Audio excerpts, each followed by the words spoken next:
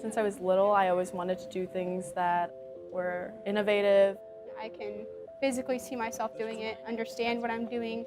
It's always great working with your hands, understanding the systems you're working with. The Smart Tech Lab is a lab that's a good footprint for our NECA student chapter, where we hold events here, we do projects, we do a lot of energy audits when we compete in a national green energy challenge.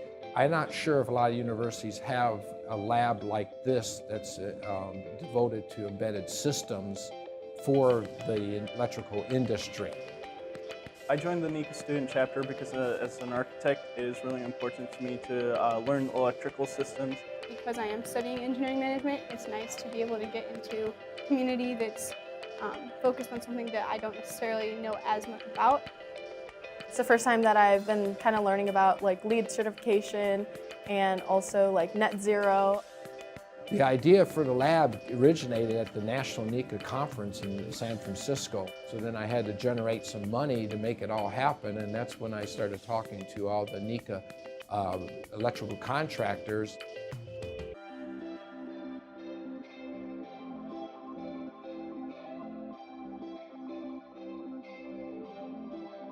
We're always looking for resources for people that are interested in the industry, bringing new people up, for people to learn not just the coursework, but what the industry is all about.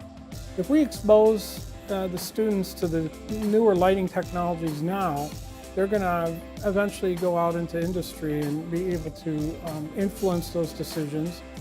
IIT itself is a conduit for an electrician to learn more about that full industry, really what encapsulates electrical construction.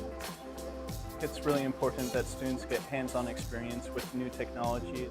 It's an opportunity for me to delve into something that I don't necessarily get to on an everyday basis. And the future of the industry, so we have to be here.